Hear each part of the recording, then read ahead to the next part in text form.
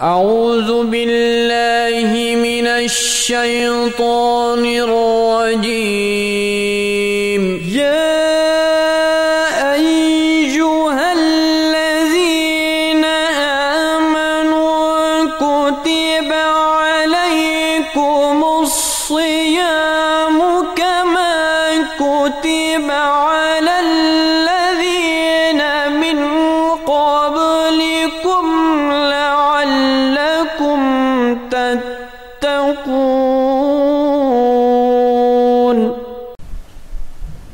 أعوذ بالله من الشيطان الرجيم. بسم الله الرحمن الرحيم.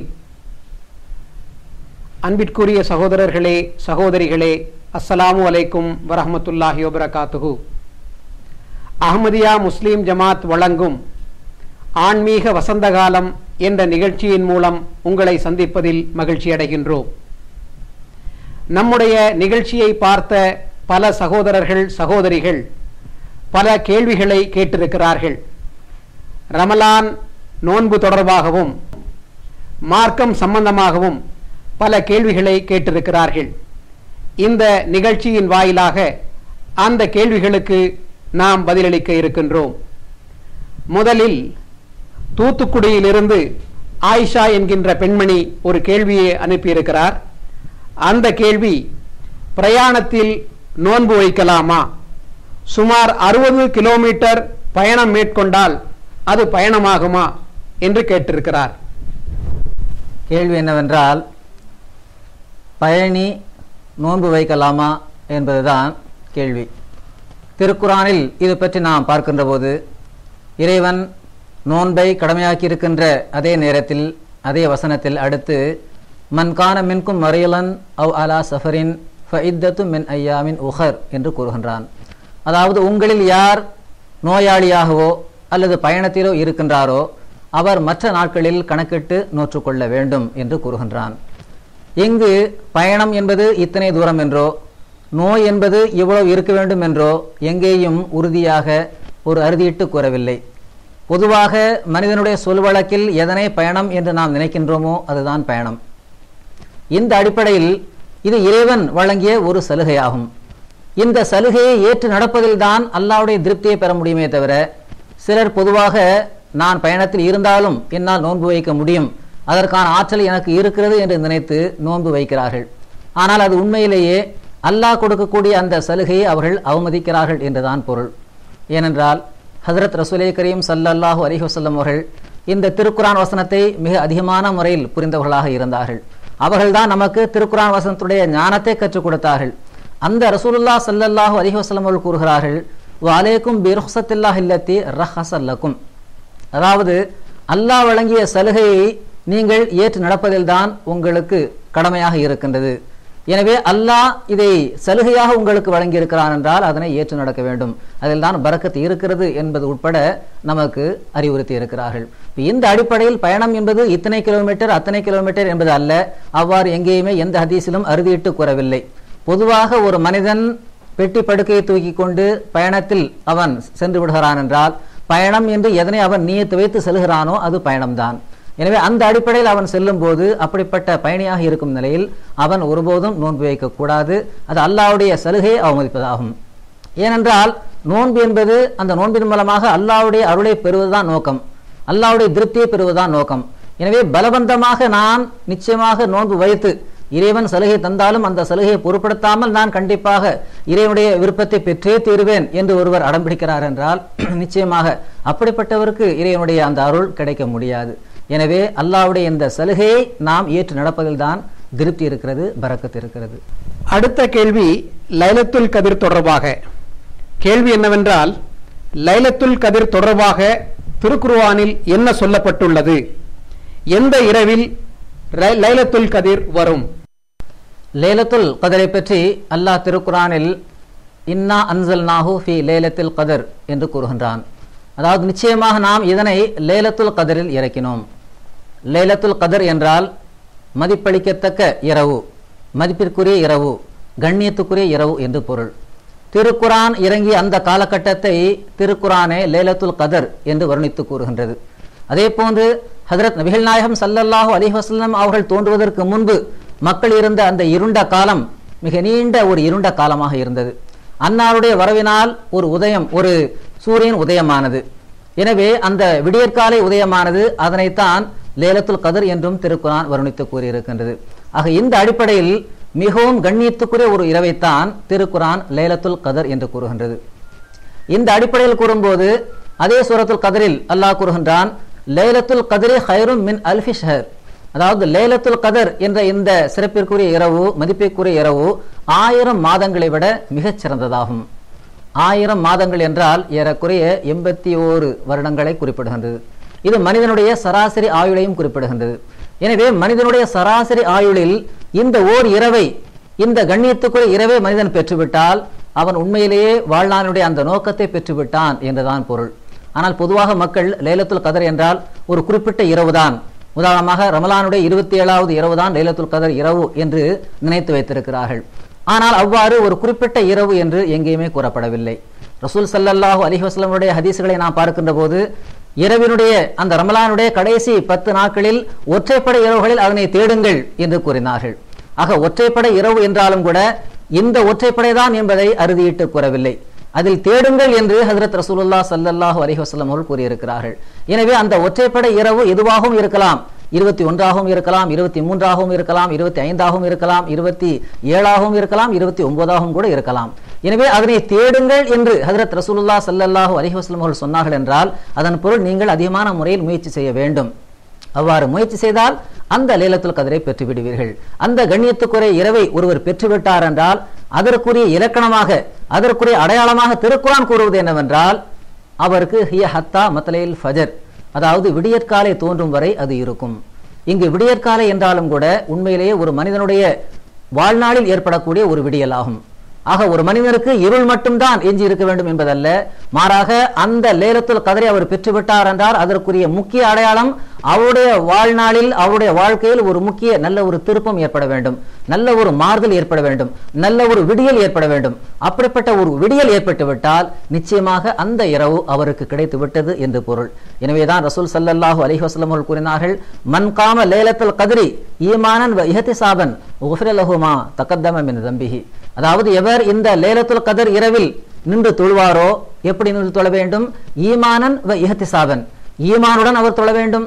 லைலத்துல் கத்ருக்கு இறைவன் என்னென்ன மதிப்புகளை வைத்திருக்கிறானோ அந்த ஈமானோடு அவர் தொழ வேண்டும். இஹ்திசாபன், நற்கூலியை பெறும் நீயத்தில் தொழ வேண்டும் என்று இந்த இஹ்திசாப் என்ற வசனத்திற்கு, இந்த சொல்லுக்கு மக்கள் விளக்கம் தருகிறார்கள். ஆனால் உண்மையிலேயே அந்த பொருள் இருக்கிறது என்றாலும் அதைவிட உன்னதமான ஒரு பொருள் என்னவென்றால், இஹ்திசாப் என்பதற்கு கணக்கிட்டு பார்த்தல், ஆய்வு செய்து பார்த்தல், பரிசீலித்து பார்த்தல் என்ற ஒரு அருமையான பொருளையும் அறிஞர்கள் கொடுத்திருக்கிறார்கள். இந்த அடிப்படையில் ஒருவர் லைலத்துல் கத்ரில் நின்று தொழுகிறார் என்றால் தன்னுடைய அமல் எந்த அளவுக்கு இருக்கிறது, நம்முடைய பாவங்கள் மன்னிக்கப்படத்தக்க அளவுக்கு நம்முடைய இஸ்திக்ஃபார் இருக்கிறதா என்பதையெல்லாம் அவர் கணக்கிட்டு தொழுவார் என்றால், கணக்கிட்டு பார்ப்பார் என்றால் அவருடைய முந்தைய பாவங்கள் மன்னிக்கப்பட்டு விடுகின்றன என்று ஹஜ்ரத் ரசூலுல்லாஹ் ஸல்லல்லாஹு அலைஹி வஸல்லம் அவர்கள் கூறியிருக்கிறார்கள். அடுத்த கேள்வி ஜும்மத்துல் விதா தொடர்பாக கேட்டிருக்காங்க. ஜும்மத்துல் விதாவின் சிறப்பு என்ன? இது தொடர்பாக நபிமொழியில் என்ன கூறப்பட்டுள்ளது? ஜும்அத்துல் விதாவை பற்றி கேள்வி வந்திருக்கின்றது. ஜும்அத்துல் விதா என்றால் வழி அனுப்பக்கூடிய ஜுமா என்று அதற்கு பொருள். பொதுவாக முஸ்லிம்கள் ரமலான் மாதத்தினுடைய கடைசி வெள்ளிக்கிழமையை ஜும்அத்துல் விதா என்று அழைக்கின்றார்கள். அதாவது இந்த ரமலான் மாதத்தில் கடைசியாக வருகின்ற இந்த வெள்ளிக்கிழமை. எனவே இன்று நாம் கண்டிப்பாக பள்ளி வாயிலுக்கு சென்று ஜும்மா தொழுகையை தொழுது கொள்ள வேண்டும். அவ்வாறு தொழுதால் நம்முடைய கடந்த கால எல்லா தொழுகையில் ஏற்பட்ட குறைகளும் சரி செய்யப்பட்டுவிடும் என்ற ஒரு தவறான ஒரு நம்பிக்கை முஸ்லிம் மக்களிடம் இருக்கின்றது. ஆனால் இது சம்பந்தமாக ஹதீஸ்களில் ஏதாவது கூறப்பட்டிருக்கிறதா என்று நாம் பார்க்க போனால் இந்த ஜும்அத்துல் விதா என்ற இந்த சொல் எந்த ஒரு ஹதீஸிலுமே காணப்படவில்லை. எனவே இந்த சொல்லை இவர்கள் எங்கிருந்து பெற்றார்கள் என்பதே ஆச்சரியமாகத்தான் இருக்கிறது.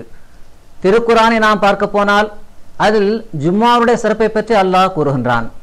திருக்குரான் அதிகாரம் அல் ஜுமா 62வது அத்தியாயத்தில் அல்லாஹ் கூறுகின்றான், வைதா நூதிய லிஸ்ஸலாத்தி மின் யௌமில் ஜுமாத்தி ஃபஸவு இலா ஸிக்ரில்லாஹி வஸருல் பை. அதாவது ஜும்மா தொழுகைக்காக நீங்கள் அழைக்கப்பட்டால் நீங்கள் மிக விரைவாக செல்லுங்கள், வியாபாரத்தை விட்டுவிடுங்கள் என்று அல்லாஹ் இந்த வசனத்தில் கூறுகின்றான். ஆக இந்த வசனத்தில் கூட அல்லாஹ் பொதுப்படையாக ஜும்மாவை பற்றி கூறுகின்றான். ஆக ஒவ்வொரு ஜும்மாவுக்கும் அந்த அழைப்பு கொடுக்கப்பட்டால் அதற்கு நீங்கள் செவிமடுக்க வேண்டும், விரைவாக பள்ளி வாயிலை நோக்கி செல்ல வேண்டும் என்றுதான் அல்லாஹ் இந்த வசனத்தில் குறிப்பிட்டிருக்கின்றானே தவிர இந்த ஜும்மத்துல் விதாவுக்கு என்று எந்த விதமான ஒரு சிறப்பையும் திருக்குரானில் எந்த ஒரு வசனமும் இல்லை. ஹஜ்ரத் ரசூலுல்லாஹ் ஸல்லல்லாஹு அலைஹி வஸல்லம் அவர்களும் இந்த மாதிரி ஒரு குறிப்பிட்ட ரமலானுடைய கடைசி ஜும்மாவுக்கு சிறப்பு கொடுத்து சொன்னதாக நாம் எந்த ஒரு ஹதீஸிலும் பார்க்க முடிவதில்லை. பொதுப்படையாகவே நபிமொழிகளில் எந்த அளவுக்கு வருகிறது என்றால், சூரியன் உதயமாகும் நாளிலேயே சிறந்த நாள் வெள்ளிக்கிழமையாகும். ஏனென்றால் ஆதம் அலைஹிஸ்ஸலாம் இந்த நாளில்தான் படைக்கப்பட்டார், இந்த நாளில்தான் அவர் சொர்க்கத்தில் நுழைக்கப்பட்டார் என்றெல்லாம் நாம் ஹதீஸில் பார்க்கிறோம். ஆனால் இந்த கடைசி ஜும்மாவை பற்றி இந்த அளவுக்கு எந்த ஒரு ஹதீஸிலுமே நாம் பார்க்க முடிவதில்லை. எனவே சூரியன் உதயமாக கூடிய நாள்களிலேயே சிறந்த நாள் என்று ஹஜ்ரத் ரசூலுல்லாஹ் ஸல்லல்லாஹு அலைஹி வஸல்லம் அவர்கள் பொதுப்படையாக எல்லா ஜும்மாவையும் குறிப்பிட்டிருக்கிறார்கள். எனவே இந்த அடிப்படையில் ஒவ்வொரு முஸ்லிமும் ரசூலுல்லாஹ் ஸல்லல்லாஹு அலைஹி வஸல்லமுடைய இந்த ஹதீஸை ஏற்றுக்கொள்கின்ற ஒவ்வொரு முஸ்லிமும் ஒவ்வொரு ஜும்மாவுக்கும் சரிசமமான ஒரு கண்ணியத்தை தான் கொடுக்க வேண்டும். எனவே இந்த ஜும்மாத்துல் விதா என்ற ஒரு தனிச்சிறப்பு என்று திருக்குரானிலோ அல்லது நபி மொழியிலோ எங்கேயுமே காண முடிவதில்லை. அடுத்த கேள்வி, திருமணங்களில் யூசுப் சுலைஹா வாழ்ந்தது போல் வாழுங்கள் என்று வாழ்த்துகிறார்களே, அவ்வாறு வாழ்த்தலாமா என்ற ஒரு கேள்வி வந்திருக்கு. நல்ல கேள்விதான், காலத்துக்கு ஏற்ற ஒரு கேள்வியாகத்தான் இருக்கிறது. ஏனென்றால் நம்ம இப்போது ஒவ்வொரு திருமண நிகழ்ச்சிகளிலும் ரொம்ப சர்வசாதாரணமாக அந்த மணமக்களை இவ்வாறு வாழ்த்துகிறார்கள். அல்லாஹும்ம அல்லிஃப் பைனஹுமா கமா அல்லஃப்த பைன யூசுஃபா வ ஜுலைகா. அதாவது இறைவா, யூசுஃபுக்கும் ஜுலைகாவுக்கும் எப்படிப்பட்ட ஒரு அன்பையும் நேசத்தையும் நீ உருவாக்கினாயோ அதே மாதிரியான ஒரு அன்பையும் நேசத்தையும் இறைவா இந்த மணமக்களுக்கும் நீ உருவாக்குவாயாக என்ற பொருள்பட அமைந்துள்ள அந்த அரபி வாசகத்தில் உள்ள துவாவை இந்த ஆலிம்களே ஓதுகின்றார்கள். பின்னால் இருப்பவர்கள் ஆமீன் என்றும் கூறுகின்றார்கள். அப்ப அதற்கு என்ன அர்த்தம் என்பதை கூட மக்கள் எந்த அளவுக்கு புரியாமல் இருக்கிறார்கள் என்பதை நாம் பார்க்கிறோம். இப்போ யூசுப் என்பவர் யார், யூசுப் என்பதை பற்றி திருக்குரான் என்ன கூறுகிறது, ஜுலைகா என்பவர் யார், இதை பற்றி என்ன குரான் கூறுகிறது, எந்த அளவுக்கு கூட இந்த மக்கள் அறியாமல் இருக்கிறார்கள். யூசுப் அலைஹிஸ்ஸலாம் அவர்களை பற்றி திருக்குரான் அல்லாஹ்வுடைய ஒரு தூதராக குறிப்பிடுகின்றது. அதே போன்று ஜுலைகாவை பற்றி நாம் பார்க்கின்ற போது அவர் அசீஸின் மனைவி ஆவார் என்றும் திருக்குரான் கூறுகின்றது. ஆக அசீஸ் என்பவருடைய ஒரு மனைவி, அந்த மனைவியை யூசுப் அலைஹிஸ்ஸலாம் அவர்களோடு இணைத்து இறைவா இந்த இரண்டு பேரும் எவ்வாறு வாழ்ந்தார்களோ எவ்வாறு அன்பு நேசம் கொண்டார்களோ அந்த மாதிரியான ஒரு அன்பையும் நேசத்தையும் இந்த மணமக்கள் மீது நீ ஏற்படுத்துவாயாக என்று ஒரு பத்வாவை செய்கின்றார்கள் இந்த மக்கள் அறியாமையின் காரணமாக. அந்த அளவுக்கு திருக்குரானை விட்டு இவர்கள் மிகவும் விலகிவிட்டார்கள். திருக்குரான் சொல்லளவில் இருக்கும் என்று ஹஜ்ரத் ரசூலுல்லாஹ் ஸல்லல்லாஹு அலைஹி வஸல்லம் அவர்கள் சொன்ன அந்த முன்னறிவிப்பு நிறைவேறக்கூடிய அளவுக்கு இருக்கின்றது. எனவே இந்த அடிப்படையில் ஹஜ்ரத் யூசுப் அலைஹிஸ்ஸலாம் அவர்கள் அந்த ஜுலைகா அந்த யூசுப் அலைஹிஸ்ஸலாமை தவறான வழிக்கு அழைத்த போது கூட அவர்கள் எந்த அளவுக்கு துவா செய்தார்கள் என்றால், அஹப்பு இலைய சிஜ்னு என்று அவர்கள் கூறினார்கள். திருக்குறான் வருகிறது, அதாவது இந்த பெண்மணி எத்தகைய ஒரு தவறான வழியின் பக்கம் என்னை அழைக்கின்றாரோ அதைவிட எனக்கு சிறைச்சாலைக்கு செல்வது மிக விருப்பமானதாகும் என்று அவர் கூறினார் என்று வருகிறது. ஏனென்றால் என்னுடைய அழைப்புக்கு நீர் செவி கொடுக்கவில்லை என்றால் நான் நிச்சயமாக உண்மை சிறையில் அடைத்து விடுவேன் என்று அவர் பயமுறுத்தினார் ஜுலைகா என்ற அந்த பெண். அப்போதுதான் ஹஜ்ரத் யூசுப் அலைஹிஸ்ஸலாம் அவர்கள் இவ்வாறு துவா கேட்கிறார்கள், இறைவா இந்த பெண் எப்படிப்பட்ட ஒரு தவறான வழியின் பக்கம் இவர் அழைக்கிறாரோ அதைவிட சிறைச்சாலைக்கு செல்வது எனக்கு மிகவும் விருப்பமானது என்று அவர்கள் கூறுகின்றார்கள். அடுத்து அவர்கள் இன்னொரு விஷயத்தையும் அருமையான கருத்தையும் கூறினார்கள். ஹஜ்ரத் யூசுப் அலைஹிஸ்ஸலாம் அவர்கள் இன்ன நஃப்ஸ லம்மாரத்தும் பிஸு இல்லா மா ரஹிம ரப்பி, அதாவது ஒவ்வொரு நஃப்ஸும் ஒவ்வொரு ஆன்மாவும் தீமையை தூண்டக்கூடியதாகவே இருக்கின்றது, இல்லா மா ரஹிம ரப்பி, என்னுடைய ரப்பு கருணை காட்டினாலேயே அன்றி என்று சொன்னதாக திருக்குரானில் பார்க்கின்றோம். இதே மாதிரியான ஒரு சொல்லைத்தான் நூஹ் அலைஹிஸ்ஸலாமுடைய அந்த வெள்ளப்பெருக்கின் போதும் இவ்வாறு இதே வார்த்தையை கையாளப்பட்டிருக்கின்றது. அல்லாஹ் திருக்குரானில் கூறும்போது கூறுகிறான், நிச்சயமாக இன்று யார் மீது அல்லாஹ் இந்த ரப்பு ரஹம் செய்வானோ அவளை தவிர வேறு யாருமே இந்த வெள்ளப்பெருக்கிலிருந்து காப்பாற்றப்பட மாட்டார்கள் என்று அங்கே வருகிறது. அதாவது இல்லா மன் ரஹிம ரப்பி என்று வருகிறது, இல்லா மா ரஹிம ரப்பி என்று வருகிறது. இங்க அந்த இடத்துல நூஹ் நபியுடைய வெள்ளப்பெருக்க பற்றி சொல்லும் போது இல்லா மன் ரஹிம ரப்பி என்று நூஹ் அலைஹிஸ்ஸலாம் சொல்கிறார்கள். அதாவது இன்று இந்த வெள்ளப்பெருக்கிலிருந்து என்னுடைய ரப்பு யார் மீது ரஹம் காட்டினானோ யார் மீது கருணை காட்டினானோ அவர்களை தவிர வேறு யாருமே தப்பிக்கப்பட மாட்டார்கள் என்று அந்த முன்னெடுப்பு செய்ததாக நாம் அந்த குரானில் பார்க்கின்றோம். அந்த அளவுக்கு ஒரு தவறான வழிகேட்டின் பக்கம் அந்த ஜுலைகா அழைத்தார். ஆனால் யூசுப் நபியோ அதனை மறுத்து விட்டார்கள் என்று திருக்குரான் இந்த அளவுக்கு திட்டவட்டமாக அவர்கள் இருவருடைய உறவே ஒரு கணவன் மனைவியோட உறவே அல்ல என்ற அளவுக்கு கூறியிருக்கும் போது இன்றைய காலத்து மக்கள் அந்த இரண்டு பேரும் வாழ்வது போல் இறைவா இந்த மணமக்களையும் நீ வாழ்த்துவாயாக, அவ்வாறு வாழ வைப்பாயாக என்று துவா கேட்கிறார்கள் என்றால் இது எந்த அளவுக்கு ஒரு பத்வாக இருக்கிறது என்பதை மிக தெளிவாக நாம் தெரிந்து கொள்ள முடிகின்றது. அடுத்த கேள்வி ஹஜ்ரத் இப்ராஹிம் நபி அலைஹிஸ்ஸலாம் அவர்கள் தொடர்பாக. கேள்வி என்னவென்றால், ஹஜ்ரத் இப்ராஹிம் நபி அலைஹிஸ்ஸலாம் அவர்கள் சிலைகளை உடைத்துவிட்டு தான் உடைக்கவில்லை என்று பொய் சொன்னதாக கூறப்படுகிறதே, இதன் விளக்கம் என்ன? ஹஜ்ரத் இப்ராஹிம் அலைஹிஸ்ஸலாம் அவர்கள் பொய் சொன்னதாக ஒரு கதை கூறப்படுகிறது, உண்மைதான், அது பொய் தான். மற்றபடி எந்த ஒரு நபியுமே பொய் சொன்னதில்லை. ஹஜ்ரத் இப்ராஹிம் அலைஹிஸ்ஸலாம் அவர்களும் பொய் சொன்னதில்லை. ஹஜ்ரத் இப்ராஹிம் அலைஹிஸ்ஸலாம் அவர்களை பற்றி திருக்குரான் அறிமுகப்படுத்தும் போது சித்தியக்கன் நபியா என்று கூறுகின்றது. அதாவது அவர் உண்மையான நபியாக விளங்கினார். இப்போ எந்த நபியை பற்றி அல்லாஹ் திருக்குரானில் சித்தியக்கன் நபியா உண்மையான நபி என்று கூறுகின்றானோ அவரை பற்றி அவர் பொய் சொன்னார் என்று இந்த மக்கள் கூறுகின்றார்கள் என்றால் எந்த அளவுக்கு ஹஜ்ரத் இப்ராஹிம் நபியை கூட இவர்களால் புரிய முடியவில்லை என்பதை நாம் கணிக்க முடிகின்றது. பிறகு இவர்கள் ஏன் இந்த முடிவுக்கு வந்தார்கள், இந்த கருத்துக்கு வர காரணம் என்ன என்று நாம் ஆய்வு செய்கின்ற போது திருக்குரானில் சூரா அம்பியாவில் ஒரு சம்பவம் வருகிறது. 21வது அத்தியாயம் வசனம் 63 வருகிறது. அதில் என்ன வருகிறது என்றால், ஹஜ்ரத் இப்ராஹிம் அலைஹிஸ்ஸலாம் அவர்கள் சிலைகளை உடைத்து விட்டார்கள். உடைத்துவிட்டு ஒரு பெரிய சிலையின் மீது அந்த வாளை போட்டு விடுகின்றார்கள். இதை கண்ட அந்த மக்கள் இதை யார் உடைத்திருப்பார் என்று கேள்விப்படும் போது இந்த இப்ராஹிம் என்ற ஒரு வாலிபர் தான் சிலைகளை பற்றி தவறாக பேசிக் கொண்டிருந்தார், அநேகமாக அவர்தான் உடைத்திருப்பார், அவரிடம் சென்று கேட்போம் என்று மக்கள் கூறுகின்றனர். இந்த அடிப்படையில் மக்கள் ஹஜ்ரத் இப்ராஹிம் அலைஹிஸ்ஸலாம் அவரிடம் வந்து கேட்கிறார்கள், இந்த சிலைகளை உடைத்தது நீர்தானா என்று கேட்டதாக குர்ஆனில் வருகிறது. இதை கேட்டு அதற்கு பதில் ஹஜ்ரத் இப்ராஹிம் அலைஹிஸ்ஸலாம் அவர்கள் கூறுகிறார்கள், பல் ஃபாலஹு ஃபாயிலுன் என்று கூறியதாக திருக்குரான் எடுத்து கூறுகின்றது. இது அத்தியாயம் 21 வசனம் 64 வருகின்றது. அதாவது நான் உடைக்கவில்லை என்று பொய் சொன்னதாக இந்த வசனத்திற்கு தவறான மொழியாக்கம் மக்கள் செய்கின்றார்கள். இந்த ஆலிம்களிடமிருந்து நிச்சயமாக இந்த குர்ஆனுடைய ஞானம் போய்விட்டது என்பதற்கு இது மிகப்பெரிய ஒரு சான்றாக இருக்கின்றது. இமாம் மஹதி அலைஹிஸ்ஸலாத்து வஸ்ஸலாம் அவர்கள் வந்த பிறகுதான் இந்த உண்மையான ஞானங்கள் எல்லாம் மக்களுக்கு முன்னால் எடுத்து கூறப்பட்டன. ஒரு உண்மை நபியை பற்றி இந்த அளவுக்கு தரக்குறைவான முறையில் தஃசீர்கள் எல்லாம் எழுதி வைத்திருக்கின்றார்கள், அதற்காக நேரடியான மொழியாக்கம் கூட செய்து வைத்திருக்கிறார்கள். இந்த இடத்துல பல் ஃபாலஹு ஃபாயிலுன் என்ற அரபி வாசம் வருகிறது. குர்ஆனுடைய அசல் ஆயத்து இதுதான். அந்த இப்ராஹிம் அலைஹிஸ்ஸலாம் அவர்கள் என்ன கூறுகிறார்கள் என்றால், நிச்சயமாக இதனை ஒருவர் உடைத்திருக்கிறார் தான். எனவே இந்த பெரும் சிலை இதோ இருக்கின்றதே, இந்த சிலையிடம் நீங்கள் கேட்டு பாருங்கள், அது பேசுகின்றது என்றால் என்று ஹஜ்ரத் இப்ராஹிம் நபி அலைஹிஸ்ஸலாம் அவர்கள் அந்த காஃபிர்களுக்கு பதில் சொன்னதாக வருகிறது. இந்த இடத்துல ஹஜ்ரத் இப்ராஹிம் அலைஹிஸ்ஸலாம் அவர்கள் அந்த சிலை வணங்கிகளுக்கு அவளை வாயடைப்பதற்காக இவ்வாறு கேட்டார்கள். அதாவது இந்த சிலையிடம் நீங்கள் வணங்குகின்றீர்களே, கேட்கின்றீர்களே, அது ஏதாவது பதில் தர முடியுமா? அப்படி பதில் தர முடியும் என்றால் அதனிடம் கேட்டு பாருங்கள், யார் உடைத்தார் என்பதை அது சொல்லட்டும் என்ற அளவுக்கு அவர் கூறினார்களே தவிர நான் உடைக்கவில்லை என்று சொன்னதாக திருக்குரானில் ஒரு வசனமும் இல்லை.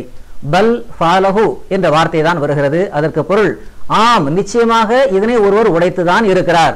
யார் என்று இந்த பெரும் சிலையிடம், பெரிய சிலையிடம் கேட்டு பாருங்கள் என்று ஹஜ்ரத் இப்ராஹிம் அலைஹிஸ்ஸலாம் அவர்கள் மிக ஹிக்மத்தான முறையில் அந்த கேள்வியை கேட்டிருக்கிறார்களே தவிர நான் உடைக்கவில்லை என்று பொய் சொல்லவில்லை. எனவே இந்த வசனத்தை அடிப்படையாக வைத்துதான் அஹ்மதியா முஸ்லிம் ஜமாத்தை தவிர மற்ற இஸ்லாத்தில் எத்தனை பிரிவுகள் இருக்கின்றனவோ அத்தனை பிரிவில் உள்ள பெரும் பெரும் மார்க்க அறிஞர்கள் உட்பட இந்த பொய் சொன்னார் இப்ராஹிம் அலைஹிஸ்ஸலாம் இந்த இடத்தில் இல்லை நான் உடைக்கவில்லை என்று பொய் சொன்னார் என்றுதான் அந்த மொழியாக்கமே செய்து வைத்திருக்கிறார்கள்.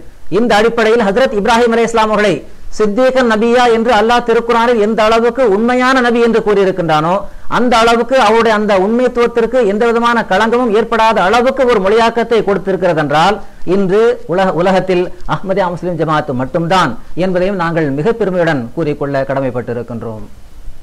சமீபத்தில் தொலைக்காட்சியில் ஒளிபரப்பப்பட்ட ஒரு இஸ்லாமிய நிகழ்ச்சியில் ஹஜ்ரத் ரசூல் ஸல்லல்லாஹு அலைஹி வஸல்லம் அவர்கள் 3 சந்தர்ப்பங்களில் பொய் சொல்ல அனுமதி வழங்கியிருக்கிறார்கள் என்று சொன்னாங்க.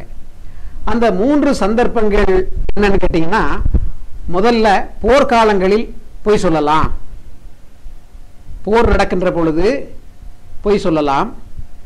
2வது 2 நண்பர்களை இணைத்து வைப்பதற்காக பொய் சொல்லலாம். மூன்றாவது தாம்பத்திய உறவின் போது பொய் சொல்லலாம். இந்த 3 நிலைகளில் பொய் சொல்ல ஹஜ்ரத் ரசூல் ஸல்லல்லாஹு அலைஹி வஸல்லம் அவர்கள் அனுமதி வழங்கி இருக்கிறாங்க என்று சொன்னாங்க. இது தொடர்பாக நீங்க கொஞ்சம் சொன்னீங்கன்னா நல்லா இருக்கும். ஹஜ்ரத் ரசூலுல்லாஹ் ஸல்லல்லாஹு அலைஹி வஸல்லம் அவர்கள் உண்மையை பரப்ப வந்தார்கள்.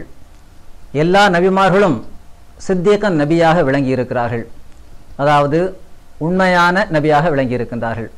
அந்த அடிப்படையில் எந்த ஒரு நபியுமே பொய் சொன்னதற்கான ஆதாரமும் இல்லை, பொய் சொல்வதற்கு அனுமதி வழங்கியதற்கான ஆதாரமும் இல்லை. ஹஜ்ரத் இப்ராஹிம் அலைஹிஸ்ஸலாம் அவர்களை பற்றி எவ்வாறு பொய் சொன்னதாக தவறான முறையில் அன்னாரின் மீது கற்பனை கட்டி கூறப்படுகின்றதோ அதே போன்றுதான் ஹஜ்ரத் ரசூலுல்லாஹ் ஸல்லல்லாஹு அலைஹி வஸல்லம் அவர்கள் மீதும் ஒரு அறியாமையின் காரணமாக இவ்வாறு மக்கள் தவறான முறையில் கூறுகின்றார்கள். ஹஜ்ரத் ரசூலுல்லாஹ் ஸல்லல்லாஹு அலைஹி வஸல்லம் அவர்கள் பொய்யை எதிர்த்து எந்த அளவுக்கு மக்களுக்கு முன்னால் பிரச்சாரம் செய்தார்கள் என்றால், ஒரு முறை அவர்கள் அமர்ந்து கொண்டு அந்த பொய்யை பற்றி கூறும்போது அமர்ந்திருந்தார்கள், பிறகு ஆவேசத்துடன் எழுந்தார்கள் என்ற அளவுக்கு வருகின்றது. அலா வக்கவல ஜூர் என்று கூறியதாக நாம் ஹதீஸில் பார்க்கின்றோம். அதாவது நன்றாக ஞாபகத்தில் வைத்துக் கொள்ளுங்கள், இந்த பொய் இது மிகப்பெரிய பெரும் பாவமாகும் என்று மக்களுக்கு அறிவுறுத்தியதாக நாம் ஹதீஸில் பார்க்க முடிகின்றது. எனவே எந்த ரசூலுல்லாஹ் ஸல்லல்லாஹு அலைஹி வஸல்லம் அவர்கள் மக்களுக்கு பொய்யை பற்றி இந்த அளவுக்கு வெறுப்பூட்டி இருக்கிறார்களோ அந்த ரசூலுல்லாஹ் ஸல்லல்லாஹு அலைஹி வஸல்லம் அவர்கள் இவ்வாறு 3 சந்தர்ப்பங்களில் பொய் சொல்வதற்கு அனுமதி அளித்தார்கள் என்று சொல்லி இருப்பார்களா என்பதை நாம் கற்பனை செய்து கூட பார்க்க முடிவதில்லை. எனவே இதில் ஒரு அடிப்படையற்ற ஆதாரமற்ற ஒரு கூற்றுதானே தவிர ரசூலுல்லாஹ் ஸல்லல்லாஹு அலைஹி வஸல்லம் அவர்களை பற்றி இந்த அளவுக்கு ஒரு தவறான முறையில், மிக மதிப்பு குறைந்த முறையில் மக்கள் ஒரு அறியாமையின் காரணமாக அவ்வாறு கூறுகிறார்கள். மக்கள் இதிலிருந்து இஸ்திக்ஃபார் செய்ய வேண்டும் என்பதுதான் நம்முடைய அறிவுரையாகும். அடுத்த கேள்வி ஹஜ்ரத் ஈசா நபி அலைஹிஸ்ஸலாம் அவர்கள் தொடர்பாக. ஹஜ்ரத் ஈசா நபி அலைஹிஸ்ஸலாம் அவர்கள் தொட்டில் குழந்தையாக இருக்கும்போது பேசியதாக திருக்குர்ஆனில் கூறப்பட்டுள்ளதே, இது தொடர்பாக சிறிது விளக்குங்கள் என்று கேட்டிருக்கிறார்கள். திருக்குர்ஆனில் 2 இடங்களில் ஹஜ்ரத் ஈசா அலைஹிஸ்ஸலாம் அவர்கள் தொட்டிலில் பேசியதாக மக்கள் தவறாக புரிந்து வைத்திருக்கிறார்கள். அதாவது 2 இடங்கள் வருகின்றது, அதற்கு நேரடியான பொருள் கொடுத்து தொட்டில் குழந்தையாக அவர் இந்த அளவுக்கு சிறு பிள்ளையாக இருக்கும் போதே பேசினார் என்று ஒரு தவறான முறையில் மக்கள் மொழிபெயர்த்து வைத்திருக்கிறார்கள். அந்த இடம் ஒன்று சூரா ஆல இம்ரான் 3வது அத்தியாயம் 47வது வசனம். அதில் யுகல்லிமுன் நாஸா ஃபில் மஹதி வ கஹலன் என்று வருகின்றது. அதாவது அவர் மக்களோடு பேசுவார் ஃபில் மஹதி தொட்டிலில் இருக்கும் போதும், வ கஹலன் நடுத்தர வயதில் இருக்கும் போதும் என்று அந்த வசனத்தில் வருகின்றது. 3:47 இது வருகின்றது. இங்கு தொட்டில் என்பதற்கு மஹத் என்ற அரபி சொல் காணப்படுகின்றது. மஹத் என்பதற்கு தொட்டில் என்பது மட்டும் அந்த பொருள் அல்ல, மாறாக மஹத் என்பது ஆயத்தப்படுத்தக்கூடிய அந்த வயது, ஆயத்தம் செய்ய வேண்டிய அந்த பருவ காலம், இதற்கும் மஹத் என்று கூறப்படும். மஹத்து லஹு என்று திருக்குர்ஆனில் அதிகாரம் 74 வசனம் 14 வருகின்றது. அதாவது அவருக்காக நாம் ஆயத்தப்படுத்த வேண்டிய அனைத்து விஷயங்களையும் ஆயத்தப்படுத்தி கொடுத்தோம் என்றுதான் இதில் வருகின்றது. ஆக இவ்வாறு மஹத் என்ற சொல்லும் இதிலிருந்து வந்ததுதான். மீம் ஹே தால். மஹத் என்றால் தொட்டில் என்ற ஒரு நேரடியான பொருளும் இருக்கிறது. ஆனால் அந்த நேரடியான பொருள் இங்கு பொருந்துமா என்றுதான் நாம் பார்க்க வேண்டும். நேரடியான பொருள் பொருந்தும் என்றால் அது இன்னொரு இடத்தில் வருகிறது, 19:30 வருகிறது இதே வார்த்தை. அங்கேயும் பொருந்துகிறா என்று பார்க்க வேண்டும். இந்த இடத்துல பார்ப்போம் 3:47 அவர் மஹதிலும் பேசினார் கஹலிலும் பேசினார் என்று வருகிறது. மஹத் என்பதற்கு நேரடியான பொருள் இவர்கள் கொடுக்கிறார்கள் என்றால் என்ன அர்த்தமாகும்? அவர் தொட்டிலில் பேசினார். சரி, அப்ப தொட்டிலில் பேசினது ஒரு அற்புதம், ஒரு மோஜிசா என்று சொல்ல வருகிறார்கள் என்றால், கஹலன் என்று அந்த வயதிலும் அவர் பேசினார் என்று வருகிறது. அதாவது நடுத்தர வயதில் பேசினார். நடுத்தர வயதில் பேசுறது என்ன ஒரு மோஜிசாவாக இருக்க முடியும்? ஆனால் இறைவன் இந்த 2மே ஒரு இறை அடையாளமாக கூறுகின்றான். அப்ப 2மே இறை அடையாளமாக இருக்க முடியும் என்றால் உண்மையிலேயே அங்கு பருவம் குறிப்பிடப்படவில்லை. அந்த சிறு குழந்தையாக இருக்கும்போது குழந்தை பருவத்தில் அவர் பேசினார் என்பது இங்கு அடையாளமாக காட்டப்படவில்லை. மாறாக அந்த தயாரிப்பு பருவத்தில், ஆயத்தமாக கூடிய அந்த பருவத்திலும் கூட அவர் நல்ல விஷயங்களை பேசினார். எனவே பேசப்பட்ட விஷயத்தை பார்த்து மக்கள் ஆச்சரியப்படத்தக்க அளவுக்கு அது இருந்தது என்பதைத்தான் நாம் இந்த 3:47 புரிந்து கொள்கின்றோம். இதையே திருக்குர்ஆன் அதிகாரம் 19 வசனம் 30 இன்னும் தெளிவாக விளக்குகின்றது. அதில் என்ன வருகிறது என்றால், மன்கான ஃபில் மஹதி சபியா, அதாவது அந்த மரியம் அலைஹிஸ்ஸலாம் அவர்கள் குழந்தையை தூக்கி கொண்டு வருகிறார்கள். அப்போதான் மக்கள் கேட்கிறார்கள், நீ என்ன இழிவான ஒரு காரியத்தை செய்து விட்டீர் என்று. அதாவது தந்தையின்றி அந்த குழந்தை பிறந்ததன் காரணமாக சமுதாயம் அவர்களை தூற்றுகின்றது. அப்பொழுதுதான் அவர்கள் அந்த ஈசா அலைஹிஸ்ஸலாம் அவர்களை செய்கை காட்டியதாக வருகிறது. அப்போது அவர்கள் பேசுவதாகவும் அடுத்து குர்ஆனிலேயே அல்லாஹ் கூறுகின்றான். அதில் என்ன வருகிறது என்றால், முதல்ல அதுக்கு முன்னால் அவர்கள் அந்த காஃபிர்கள் கேட்கிறாங்க, மன்கான ஃபில் மஹதி சபியா, அதாவது மஹதில் குழந்தையாக இருக்கக்கூடியவரிடம் நாங்கள் எப்படி பேசுவது, அதாவது தொட்டிலில் குழந்தையாக இருப்பவரிடம் நாங்கள் எப்படி பேசுவது என்றுதான் அந்த எதிரிகள் கேட்கிறார்கள். அப்ப இந்த இடத்திலே மஹத் என்பதற்கு தொட்டில் என்ற நேரடியான பொருள் கொடுக்க முடியாது. அவர்கள் ஒரு கிண்டலா தான் கேட்கிறார்கள், இவன் ஒரு தொட்டில் குழந்தையில இந்த ஆள்கிட்ட நாங்க என்ன கேட்கறது அப்படின்னு கேட்கிறாங்க.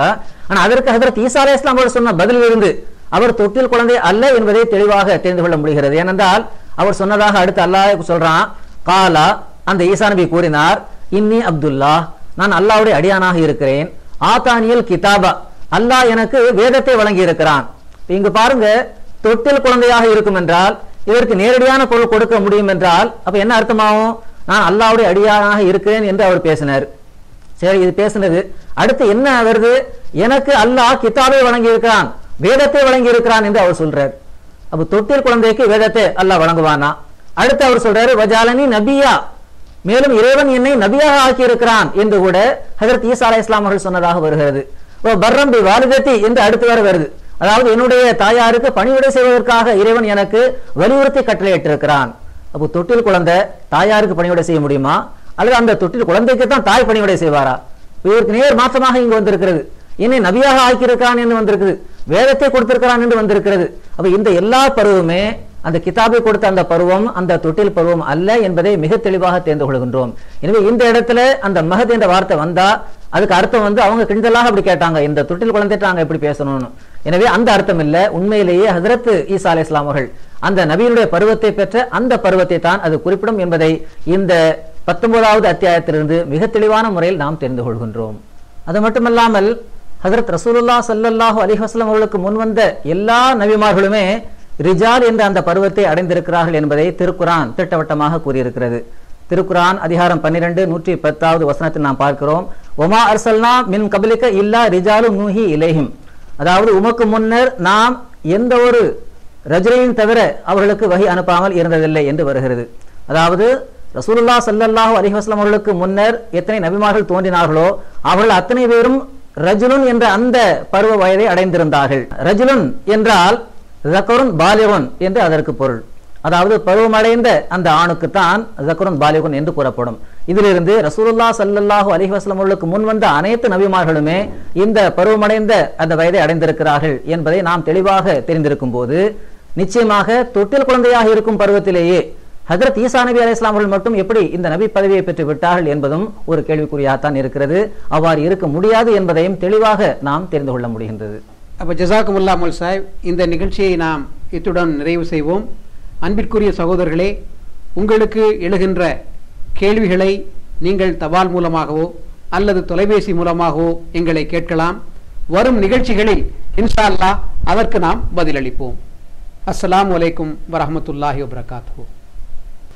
மார்க்க தொடர்பான உங்கள் கேள்விகளுக்கு இந்நிகழ்ச்சியில் பதிலளிக்கப்படும். கேள்விகள் அனுப்ப வேண்டிய முகவரி: அஹ்மதியா முஸ்லிம் ஜமாத், எண் 11, முதல் பிரதான சாலை, United India colony, Kodambakkam, Chennai 6024. أعوذ بالله من الشيطان الرجيم. يا أيها الذين آمنوا كتب عليكم الصيام كما كتب على